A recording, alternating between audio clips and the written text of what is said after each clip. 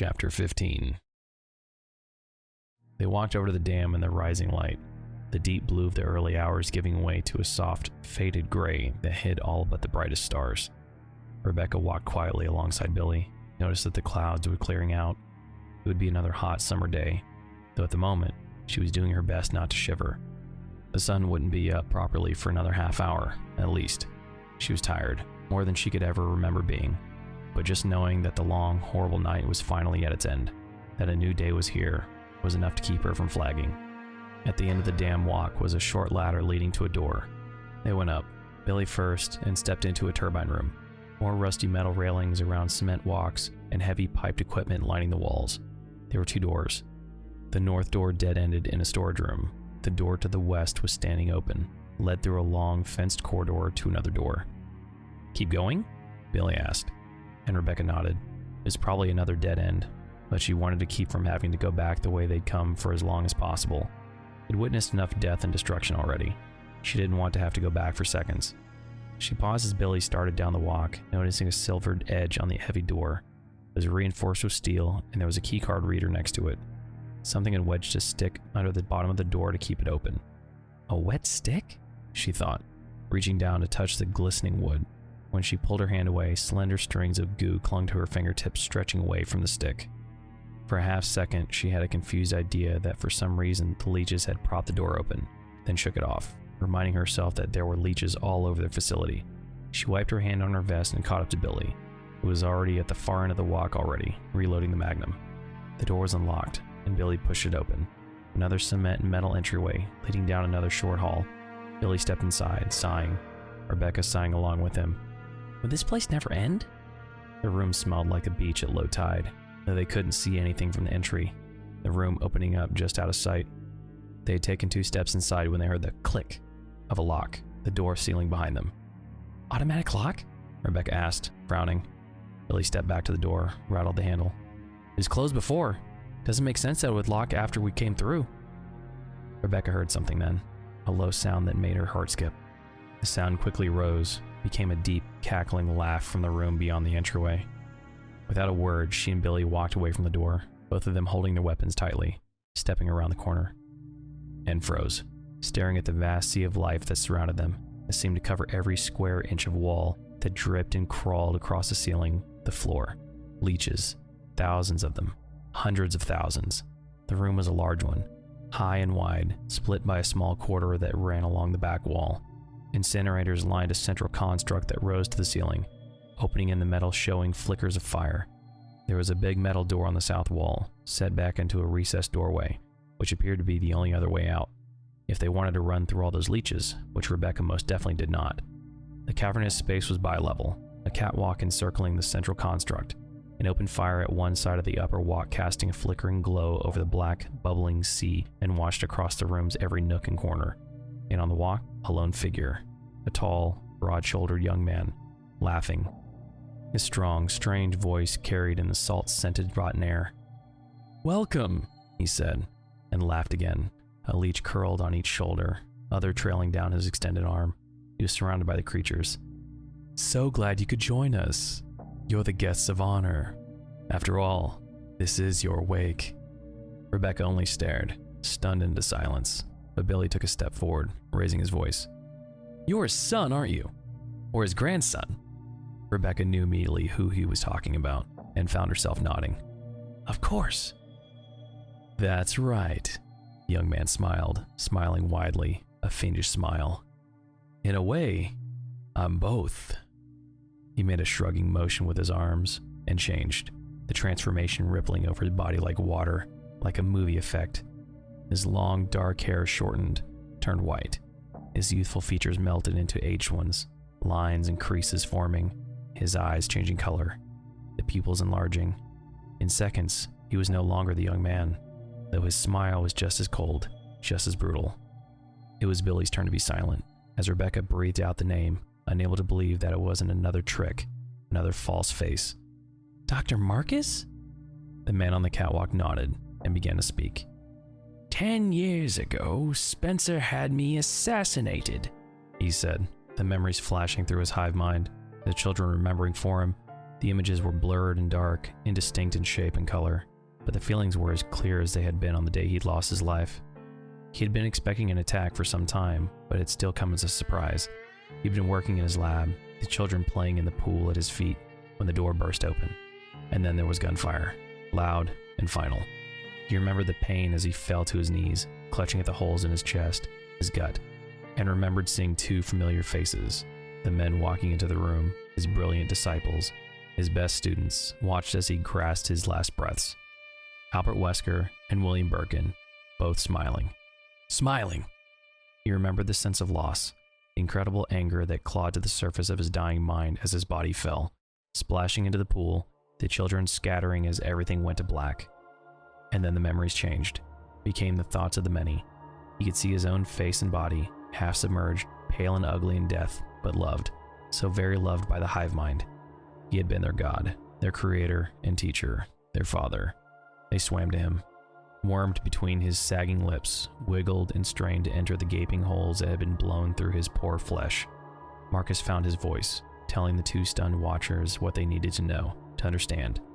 They left me to rot, took my notes and closed my lab, leaving it all to the ruin of time. They didn't understand, you see. Time is what was needed.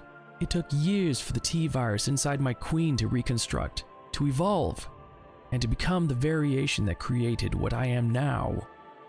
He smiled, relishing their mute awe, enjoying his moment in sun of their wonder. So you are correct. I am Marcus, but I am also Marcus's son and grandson, and every other extension, all other offspring, the union between Marcus and his queen. My queen. She lives inside of me. She sings to her children. At the intensity of his voice, his triumph, the children surged toward him, swam up his legs, tickled their way across his most familiar form, that of James Marcus. He reveled in the feeling, laughing aloud at the revulsion that crossed the faces of the two young guests. If only they knew the phenomenal rapture he felt as part of the hive, its leader and follower. Marcus's death had freed him, had made him far greater than his human form ever would have allowed. I scattered the virus, he said.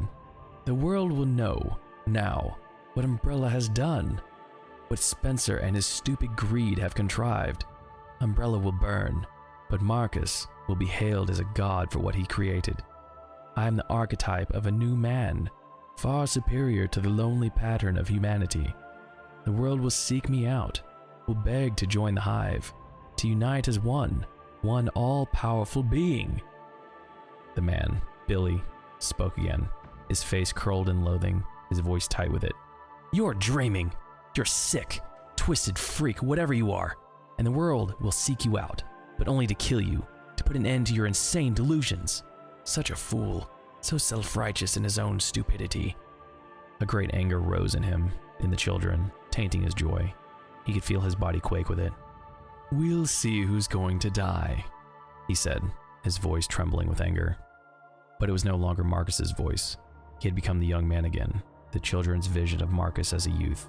He frowned, not sure why he had changed or how. He had not wished it. He had not sung or willed this shift in form. The children swept through him, swollen with his anger, ignoring his inner commands. And for the first time since he'd crawled from the pool only a few months ago, since the hive had given him his new life, he had no control over it. The many would not listen, wanted only to smite the intruders, to squash them. The young man felt them rising into his throat, spilling out like bile, choking him. He tried to hold on, to exert his influence, but the anger was too big, too all-encompassing. He was changing, becoming something entirely new, and his struggle for domination was washed aside, lost to this new thing. The Queen. He could feel her consciousness filling him, her creative power surging forth, carried by the children to every part of his metamorphosing form.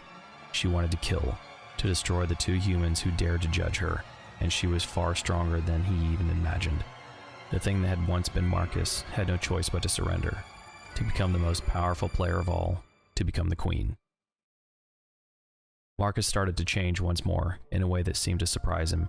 As much as it surprised Billy, leeches began to pour from his mouth, gagging him, dozens of them sliding out in the rush of slime, hitting the floor like fat raindrops.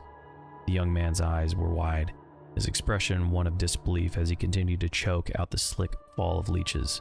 As soon as they hit the floor, the creatures rushed back to the young man, swarming up his body, attaching themselves, burrowing into him. Round shapes moved beneath his skin, tunneling, changing the shape and texture of his flesh. His clothes melted away as the leeches continued to swarm, giving his body a strangely rubbery appearance.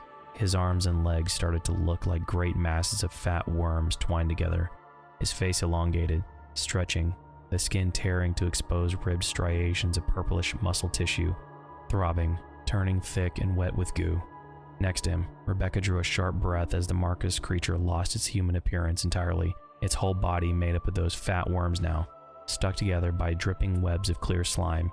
It grew in size as well, the leeches near it joining the multitude, adding mass and weight. Long stringy tentacles shot up from its back, whipping around like streamers in a high wind, the color of inflammation, of infection. "The Queen!" Rebecca breathed. "She's taking control!" Billy pointed the magnum at the growing creature, and the thing flew upward, leaping straight into the air. It hit the ceiling with a huge, wet, smacking sound and clung there a moment, dribbling thick fluids to the floor far below. Except for having 4 limbs, it no longer looked remotely human. Billy fired at the ceiling, but it was already gone, dropping to the floor in front of them, condensing slightly as it hit the ground like some giant rubbery toy. She, stretched out again, towering over him and Rebecca, those dark tentacles snapping around toward them, reaching for them. He and Rebecca both stumbled back.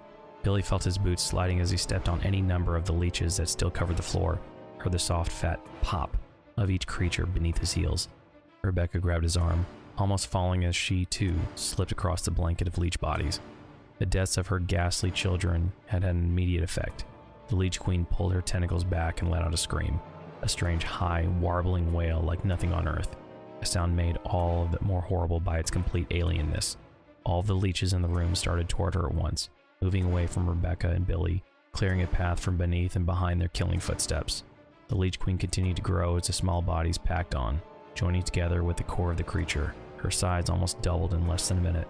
Billy shot a look over his shoulder, saw that they were going to dead end back at the door they entered by if they let the monster choose their path, in the most literal sense of the word. At the room's south side was a closed door set into a kind of recessed entryway. There was a sea of leeches separating them from it, but the sea was on the move, flowing towards the growing Marcus Queen monster. She seemed oblivious to their presence as she packed on more of her hive, swelling to gargantuan size in a soft, sloshing whisper of liquid movement. "South door," Billy said, keeping his voice low as they continued to slowly back away. They had to act now, fast, or their chance would be gone. "If it's locked?" Rebecca whispered back. "Gotta risk it," he said. "I'll cover. On 3. 1, 2, 3. Rebecca broke and ran as Billy opened fire, pouring rounds into the giant, bloated body of the Queen. She screamed, her high wail taking on depths of pain, of hate, and shot a handful of tentacles at him, the appendages moving lightning quick. They grabbed him, lifting him into the air. Billy lost the magnum, couldn't get to his handgun as he was wildly shaken, his head snapping back and forth, his arms pinned by the creature's brute strength. Her tentacles curled around his chest, tightening like a vice, squeezing so hard that he couldn't draw breath. After only a few seconds, he could feel himself blacking out, the shaking world fading to brilliant spots of darting black. He heard the sound of the shotgun, and the monster was screaming again, dropping him, spinning around to face her new attacker. Billy crashed to the floor. He ignored the pain, scrambling for the magnum as 100 leeches crawled towards him as Rebecca fired again and the monster started for her, tentacles lashing all around. Billy got to his feet, saw that Rebecca had her back turned. The second blast hadn't been aimed at the monster at all, but at the standing control console next to the south door. She fired again, kicking at the door at the same time. It flew open, but the Queen was almost upon her, easily twice her height, heavier by far. She'll rip her apart like a paper doll. "Hey!" Billy screamed. No time to reload the magnum. Had to get her attention fast. And he leaped into the nearest wave of leech bodies, jumping up and down, kicking and stomping as hard as he could. They burst by the dozens, spilled Icarus blood and goop across the floor, drenching his boots. He danced on their dying bodies, feeling a fierce, uninhibited satisfaction as the Leech Queen spun around again, howling in distress. He saw Rebecca make it through the door, and a half second to be glad about it. And then the monster was snatching him up again, throwing him across the giant room in a blind rage. Billy slammed into the back wall. He felt a rib crack. Then he was falling, landing heavily on the cement floor. It drove the wind out of him, but he was on his feet again in a second, running for the south door, leeches popping underfoot as he struggled to breathe. The monster was about the same distance from the door as he was. Billy saw that he would make it, that she would get there before him, and sent a silent plea to whoever might be listening that Rebecca might make it out alive. And then he saw her, not behind the south door at all, but half across the room, her shotgun trained on the Leech Queen, her back to the central incinerator. Billy realized that she must have run out again while the monster had been busy throwing him against the wall. He screamed for her to get back to the door, but she ignored him, firing at the Queen as she charged toward Billy. With each shot, a handful of leeches flew across the massive body, but for every one lost, a half dozen more were clambering on. On the fourth shot, the Queen turned toward her, hesitating, as if unable to decide who to go after. Get in! She shouted. I'm on my way! Billy ran for the door, hoping to God that she had a plan. She continued to fire at the creature, pump and shoot, and then there was nothing but a dry click that Billy could hear across the room, the sound of inevitable defeat. The Leech Queen heard it too, and started for her body continuing to grow, to pick up mass as she lurched wetly forward. Billy had reached the south door and stood there, adrenaline pouring through his body, fumbling through his pack for the last 2 Magnum rounds. Run! He shouted. Oh, Rebecca ignored him, not moving at all. She wasn't reloading, wasn't even reaching for the handgun as the Queen approached. Instead, she hefted the shotgun by its barrel, stepped back so that she was touching the incinerator wall, and drove the heavy stock through the sheet metal of a heat duct, popping one of the panels out with an aluminum crunch. Burning matter spilled out across the floor. Rebecca jumped into the midst of it, kicking wildly, driving lumps of flaming synthetics and rubbish into the nearest wave of leech bodies. The Queen shrieked, ceased its advance, still well away from the sudden fire. Scorched leeches scurried to their father Queen, tried to climb the towering body to find solace there, but brought pain with them as they flocked together, attaching to the mobile hive. The Queen's shriek grew in intensity as smoking, burning leeches joined her, damaging her, making her writhe in what Billy hoped was insufferable agony. Rebecca saw her chance and took it, running for the south wall as the Queen tore at herself, screaming. Billy emptied the revolver on the floor, dropping the last 2 rounds into the chamber and snapped it closed, holding it on the Queen as Rebecca ran past her. But the Queen was beyond caring, at least for the moment, parts of her insane body turning black, melting, running like molasses to pool on the smoldering floor. Billy kept the Magnum trained on the contouring Queen until Rebecca was past him and through the door. He quickly backed in after her and she slammed the door closed. He took a deep breath, felt the pain in his ribs, in his arms and his legs, his head, a dull agony in every pore of his body, until he turned around and saw what Rebecca was pointing at, a smile of surprised delight on her shocked, smudged face. His pain dropped away, became nothing but a nagging background to his own sudden relief. They'd shut themselves into a platform elevator shaft, one that went up, and from the depth of the wide tunnel that stretched away from them at a diagonal, leading toward a circle of light far, far above, the platform appeared to go all the way to the surface.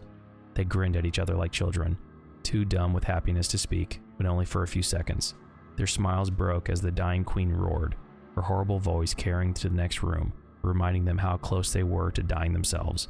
Without saying a word, they ran to the platform, ran to the standing console that controlled the elevator. Billy studied the switches for a beat, then, with a sudden prayer for deliverance, snapped the power on. The platform started to climb, carrying them up and away from the nightmare, or so they believed. End of chapter 15.